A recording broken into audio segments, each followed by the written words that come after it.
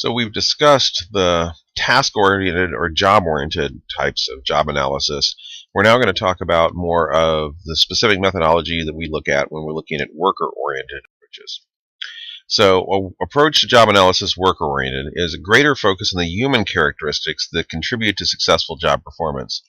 And it is more effective at comparisons across jobs. So the idea here is that not only should we be focused less on just tasks, and we kind of talked about some of the limitations. When we focus simply on tasks doing a job analysis, we end up with very large numbers of different jobs. So the DOT came up with almost 12,000 jobs.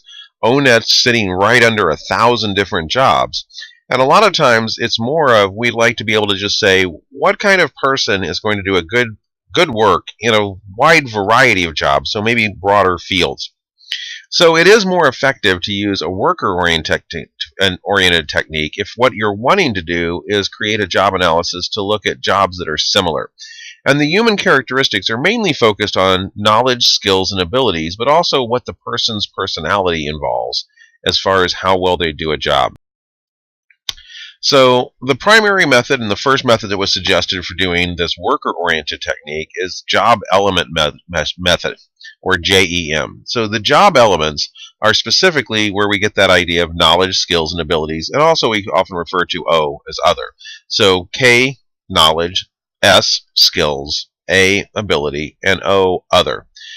So knowledge is generally going for, what we're talking about knowledge is actual information that you have. So what type of information is necessary? What kind of just, think of it as almost book learning, just knowledge that you have that is needed to be used in that job. Skills refer to the ability to actually conduct or do things. So what skills or behaviors does the person need before they actually take the job in order to be able to do the job? Abilities usually is more referring to raw talent or raw aptitude. So cognitive ability, for example, is a strong predictor of a lot of jobs. That doesn't mean that a job specifically requires someone to be smart. A job requires someone to know this particular knowledge and this particular set of skills. But generally, ability also lets you know how adaptable that person is going to be to changes or challenges in the job.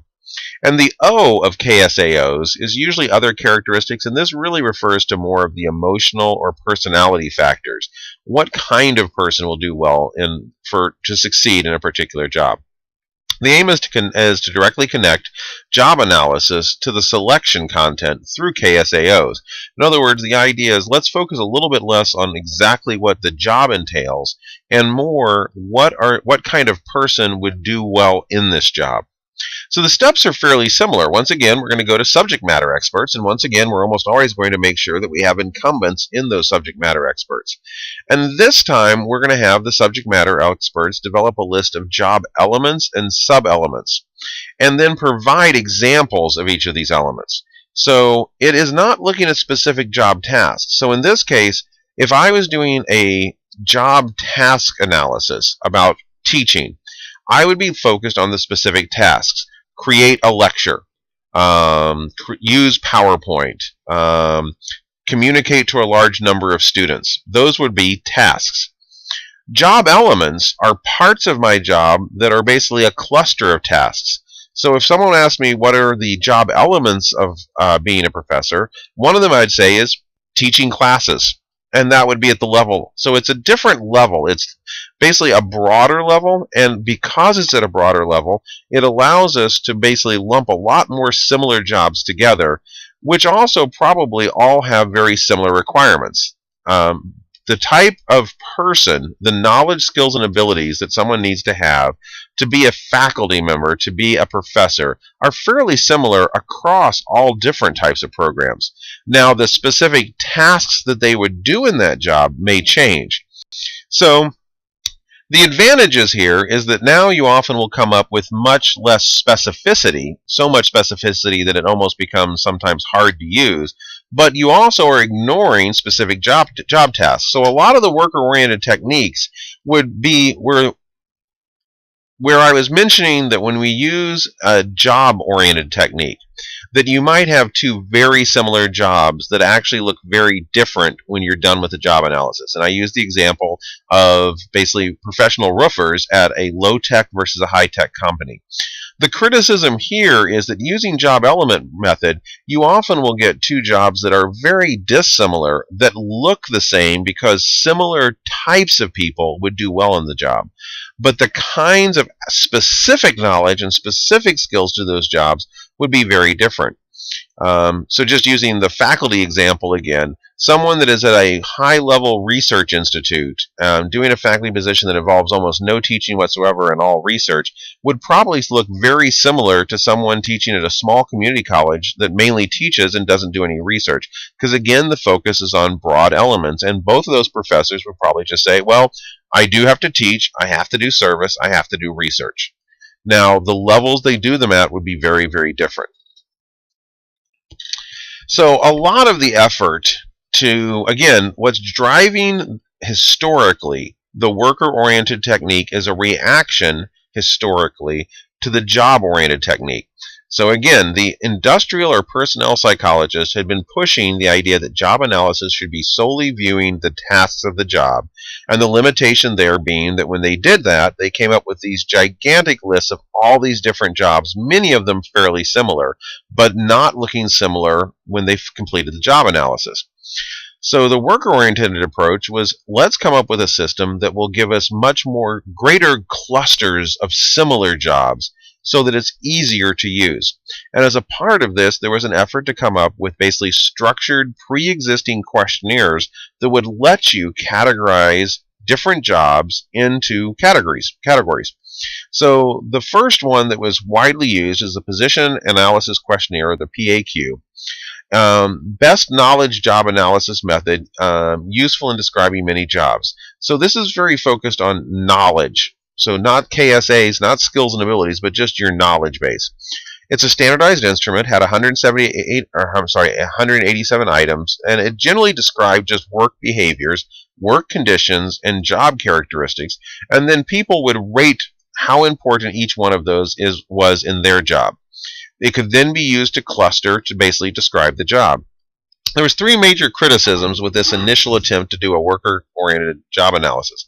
The first one is the reading level is kind of high, so in order to try to come up with 187 items that sum total could capture every possible work behavior, work condition, or job characteristic of any job, a lot of those items are actually fairly complex and long items with complex word usage.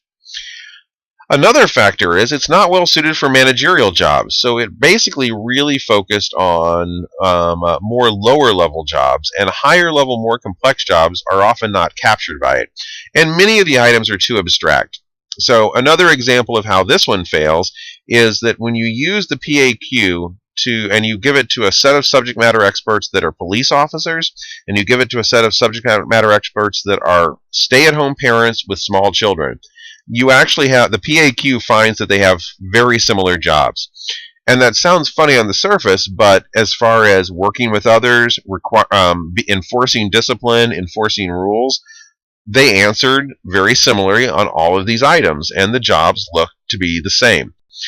Probably some people might make an argument that it does take a very similar skill set to be a police officer or a parent, but others might say not so much. There actually is a fairly large difference in the kind of person that you want in those two different roles. An answer to this was the Common Metric Questionnaire, the CMQ. It was more recently developed by Harvey in 1998.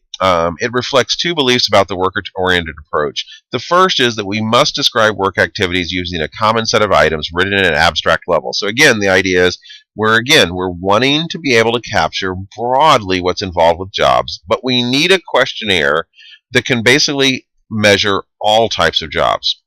And the rating scales must have the same meaning across all jobs. So with two people with different jobs rate something the same, that should really mean that that particular part of that element of the job is present in both of their jobs.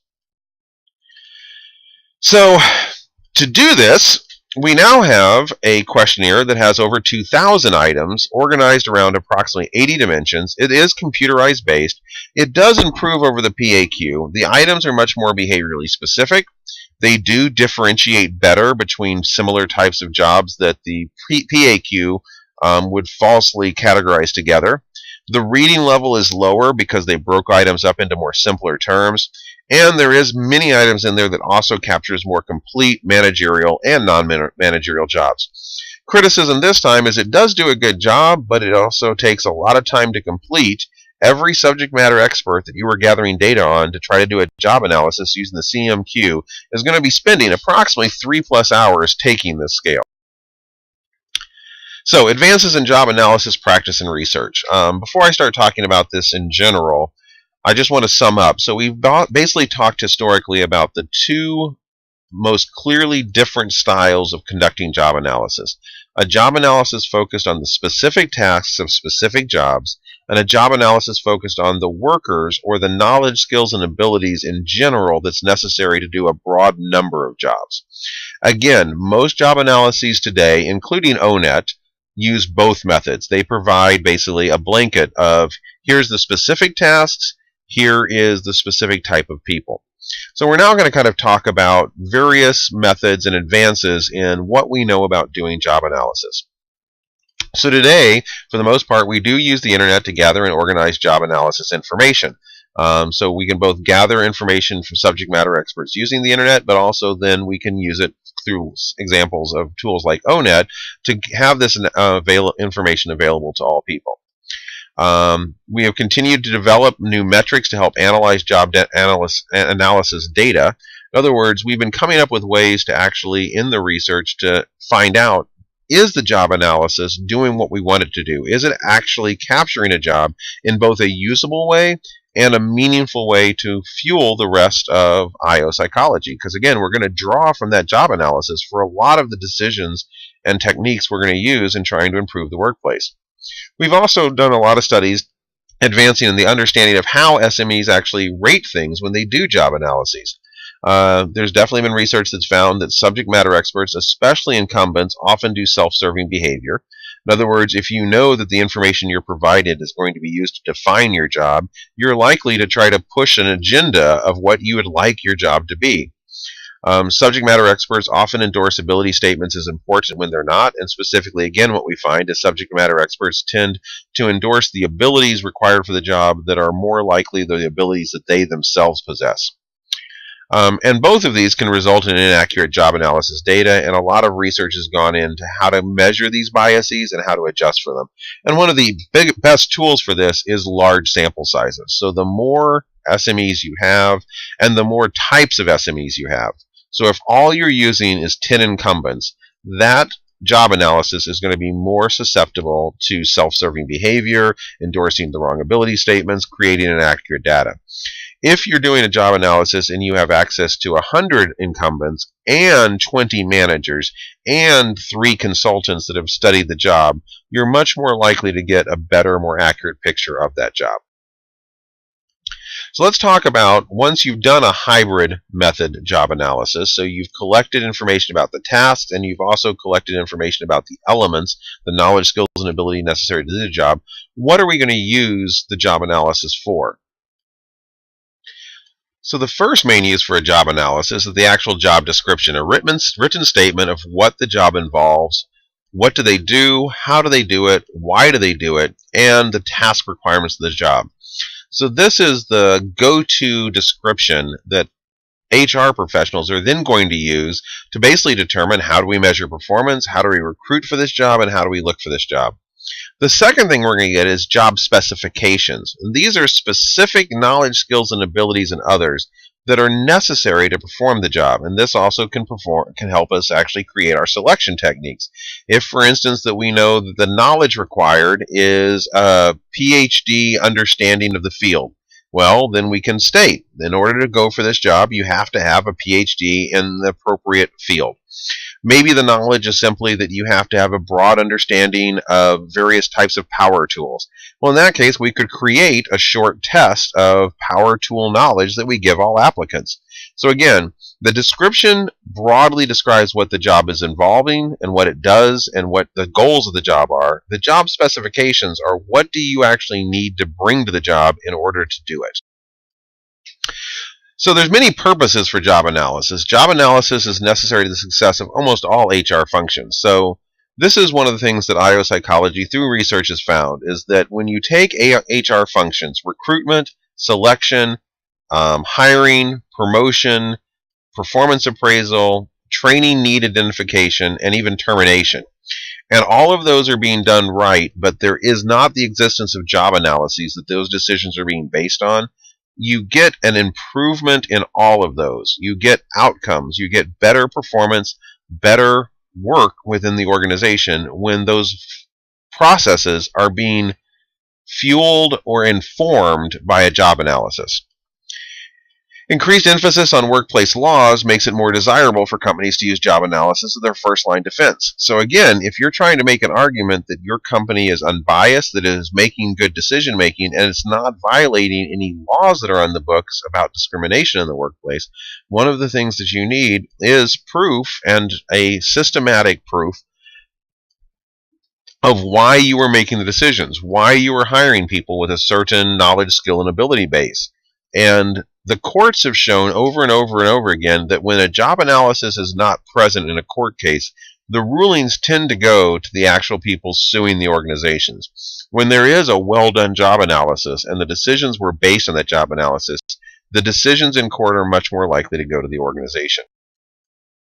So let's go through some of the additional specific purposes of job analysis in the organization. So job classification, categorizing jobs into families. So classification is about trying to provide information on a broad organizational scale. How do we organize a university? How do we organize a factory? How do we organize an advertisement agency? What departments need to exist? How do the jobs differ? Do we need a separate mailroom department? Do we need a separate advertising department? Do we need a separate HR department? And how do we categorize or classify the jobs within each of those components of the organization? It informs criterion development and performance appraisal. So how do we actually determine for each job what is the measurable outcome of performance in that job? And once we know that, how do we measure it, and how do we get that information as far as feedback back to the people that have the job? So clearly stipulating the goals of the job, the objectives of the job, and then what can be measured, the criteria that employees could be evaluated to determine if they're meeting those goals and objectives.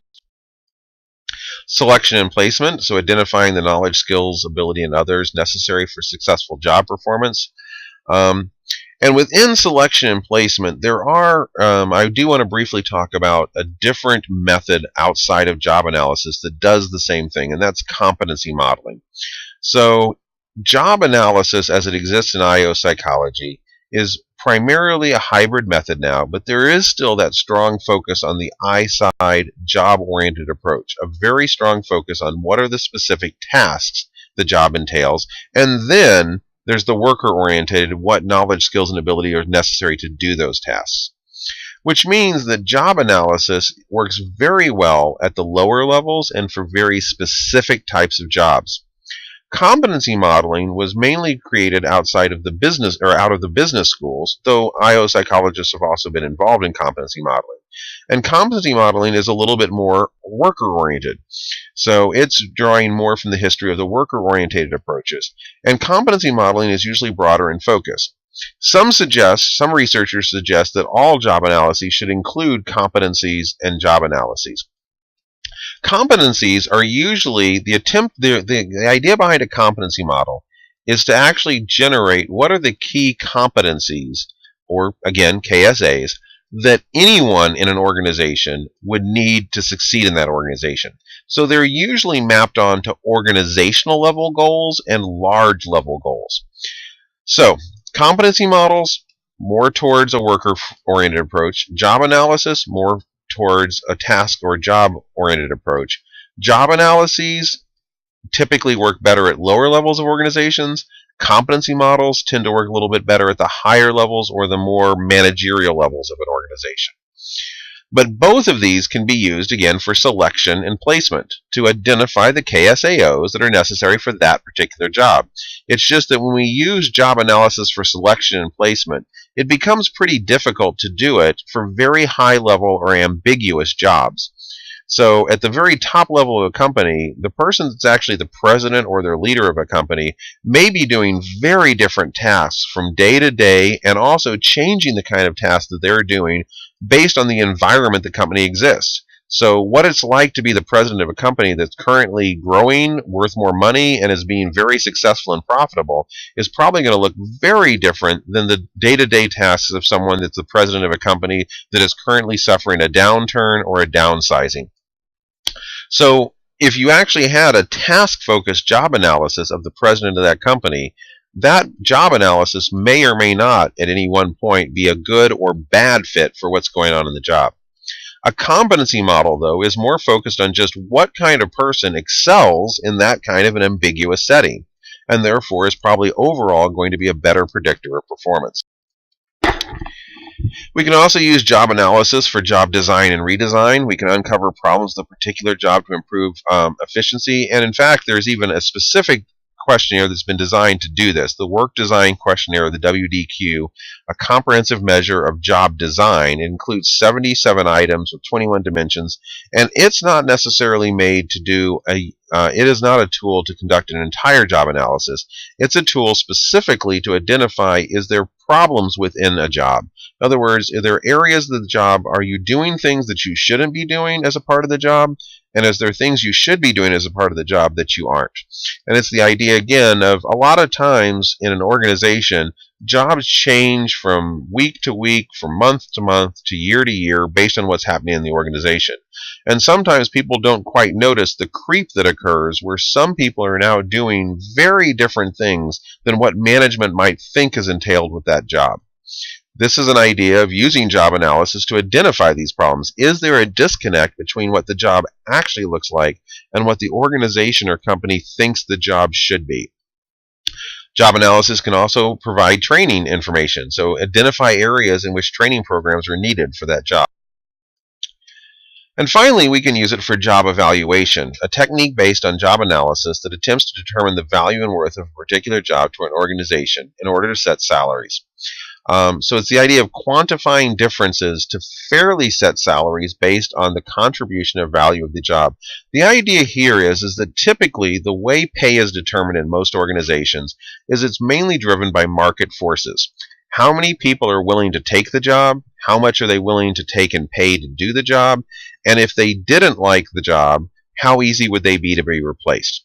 So a job that a lot of people are willing to do and a lot of people are capable of doing, that generally speaking people are willing to take a fairly small amount of money to still do that job, and if they leave they would be easy to replace, typically is paid very low, even if that job is actually fairly difficult or even dangerous. Likewise, a job where there are few people that are qualified to do the job, and even fewer that are willing to take the job at the price paid, and once they take the job, if they leave the job they would be very difficult to replace, that is a job that typically is going to be paid much more. This is the idea that we should be. This is kind of a optimal design. The idea of job evaluation is, instead of using market forces, shouldn't we be actually figuring out just how hard the job is, and take a look at an organization and go, the hardest job should be paid the most, and the easiest job should be paid the least. So it usually involves assigning a point system, and the point system is usually directly attached to knowledge, skills, and abilities and tasks that the job entails. It's the most frequent used job evaluation approach, and again, it involves subject matter experts. So you estimate the value of a job based on points assigned to the predetermined dimensions. So the compensatable factors of a point system, and compensatable factors means these are the factors you look for in a job analysis to assign how much they should be compensated. So you want to look at how much effort is required. How hard is it to do the job? How much skill is required to do the job? In other words, how much pre-training does someone have to come in to do this job well? How much responsibility is involved with the job? So that's also capturing a bit of stress. So how many people are you managing? How closely are you tied to both the successes and failures of the job? And finally, what are the working conditions? So are they pleasant conditions? Are they unpleasant conditions? Are they safe conditions? Are they unsafe conditions? So using this point system, first subject matter experts using a pre-existing job analysis would use that job analysis to identify the compensatable factors. So again, those factors that we just talked about as far as what can be compensated. Jobs are then assigned points by a compensation committee based on these factors, and that compensation committee could be an expert of subject matter experts, IO psychologists, managers, or even people drawn in that have the job. Points assigned to each job are summed across the factors to give a total score. Points are then used to assign wages. Scores are then plotted against the current wages of existing jobs to see is there a problem. So generally the first thing you would do once you do a point system is you would actually check the calculations by the point system against what's actually being paid by the organization to find out if there's problems. Now, I mentioned that you could have incumbents in that compensation committee. Usually they would only be a few people that were incumbents in this situation. You wouldn't want to draw strongly from incumbents because you can probably imagine what the problem here is that if you're an incumbent, you're going to, of course, rate your own job as needing to be paid much more than it currently is. So this is just kind of an example of the data that you would get through this process, looking for wage equality of a job evaluation. So those that are actually being paid above what they should be paid based on the evaluation points are being overpaid, and those that are being paid less than what was predicted by the actual job evaluation points are those being paid or underpaid. So the idea of job evaluation is also being driven by both legal and social pressure that within the United States and other parts of the Western world, there is starting to be a kind of push towards the idea of comparable worth. And that is that there shouldn't be differences in what people are making across demographic groups, but also that within jobs, people should be fairly compensated for what they're making. So, for example, in 2002, the difference between men and women in the United States wages was 23%. In other words, men were making 23% more than women for very similar jobs in very similar fields. Now, there's a lot of reasons why that's occurring, and that amount, by the way, hasn't changed much in the last 12, 13 years. However, what has occurred is what we're looking at is there has been laws passed and additional laws passed that stipulate men and women who do equal work must receive equal pay. Now, this doesn't address gender differences across dissimilar jobs. So in addition to the idea that men and women, and also basically any individual regardless of how they differ on any demographic factor, should be paid a comparable amount for the same type of work. The problem with the law is that the law basically is talking about equal type of work or similar work. But what is similar work? What is a job that is similar? And that's where this idea of job evaluation comes in court cases, where a process is done to show that these are two similar jobs. Because remember, again, if we look from position to position, even within a university, even within a same department, each faculty member is probably going to be either working a little more or a little less than each other faculty member based on just how their job is developed over time. So in order to start talking about whether people should be paid the same amount, we really do need to be able to quantify exactly how much each person is working. So anyway, the legal ramifications of laws that are actually written specifically about equal or fair pay is one of the reasons that job evaluation is still being used and is used to this day. It's often not being used to actually determine salaries, but it often does come to where the process is done to compare against current salary in a defense of a legal challenge to how compensation is being done in an organization. So the doctrine of comparable worth is, again, that jobs of equal or comparable worth to an organization should be compensated equally, and this is another advantage to job analysis, especially if you go through the compensation or job evaluation process to find out which jobs are very comparable in their compensatable factors. Proponents suggest that job evaluation should play a much larger role in the market in determining compensation, especially within organizations, and focuses on the job behaviors rather than the job performers. We tend to decide on how salary should be done based on how hard it is to get someone into the job and how hard it is to actually keep them, not on their actual job behaviors themselves, what they're actually doing in the job. Now, this is both an advantage and a disadvantage. I would say that the idea of trying to make sure that various jobs are compensated fairly is of value to an organization from a view of justice and from a view of the perception and job satisfaction of those within organizations. But also, we live in a free market economy, and within that economy, there's also the certain realities of what actually can keep someone in a job. And if you have someone if you have two people in an organization that have the exact same job, one of them is loyal. They're not on the job market. They have no intention to leave. You don't need to pay them extra money to hold on to them. You just need to pay them a fair wage. Meanwhile, next door, there's another person doing the same job, but they are constantly looking for work. They're constantly looking to leave. They're constantly looking to find a different place. And each time they find someone that's willing to give them a job, they come to the company and say, if you don't give me X raise, I'm leaving. Well, the company, to be truly fair, should basically then give everyone at that work level that raise to keep all of them. But it's cheaper for them to just focus on the one person they want to retain. A very good example of this I found when I first was a graduate student. I interviewed two faculty members that had just recently retired. They had come to the university at the same year and had come in at the same job level. It was 30 years later, and both of them had retired, and as a part of an assignment for a class, I was interviewing them about their career. I was taking basically a career counseling graduate level class. And what was interesting is both of them were willing to talk about their salaries, and the difference between their salaries after 30 years of work was astronomical. One of them was making about $50,000 a year, and the other one was making almost $200,000 a year. Neither of them were doing different jobs, and both of them had had the same promotions throughout their job. The difference, one of them had never threatened to leave. The other one had multiple times basically gone to the university and said, I've got a better offer, I'm taking it unless you can match it. So that, again, example that ended up in a very uncomparable worth of how they were being compensated. At the end of their career, they were still both full professors, both teaching, both doing research, and both in the same job title. But they were being compensated very differently, not based on their job behaviors, but based on their job performance. And what I mean by performance is how they were performing. One of them had proven, you need to fight to keep me, and the university made the decision to do so, and the other one had not done that.